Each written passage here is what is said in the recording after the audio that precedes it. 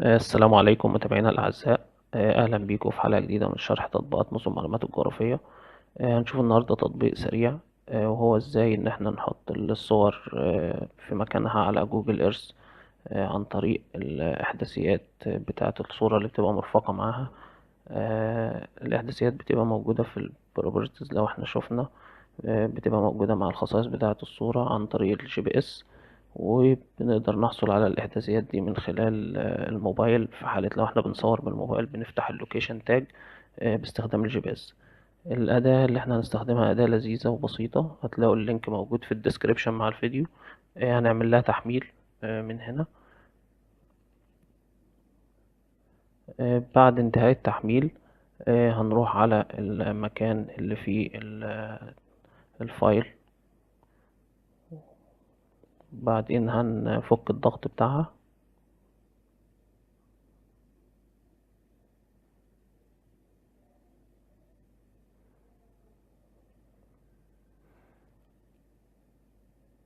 بعدين هنروح على الفولدر اللي فيه الأداة، هنفتح فولدر اسمه ديست. هنلاقي جواه الأداة اللي هي الجيو تاج ايمج 2KML. ده الانستراكشن بتاعتها، هما 3 خطوات بنعملهم. هنقول اوكي. اول حاجة بيطلب مننا ان احنا نحدد الفولدر اللي فيه الصور، وبعدين اوكي. وبعدين هنحدد اسم البروجكت بتاعنا اللي هياخده الKML. بعد كده اوكي. وبعد كده هنحدد لون الفونت بتاع الليبل اللي هيظهر مع الصور. اوكي. هنروح على الفولدر اللي فيه الصور، هنلاقيه عمل لنا KML في الصور بتاعتنا. هنفتحه مباشرة على جوجل ايرث. هنلاقي الصور نزلت على شكل بوينت في مكانها مظبوط على حسب اللوكيشن بتاع الجي بي اس. لو وقفنا على اي صورة وكليك هتظهر معانا الصورة في مكانها مظبوط بالمعلومات بتاعتها، تاريخ التقاطها والإليفيشن وكده. نستعرض باقي الصور.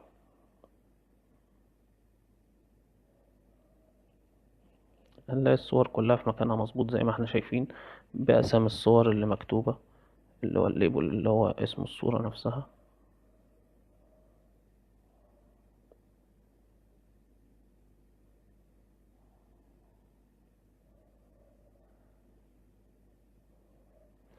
كمان احنا ممكن نتحكم في الستايل بتاعت الايكون بتاعتنا او بتاعت الصور، من خلال ان احنا ممكن نغير الايكون نفسها، نخليها شكل صورة عشان تبقى اوضح معانا.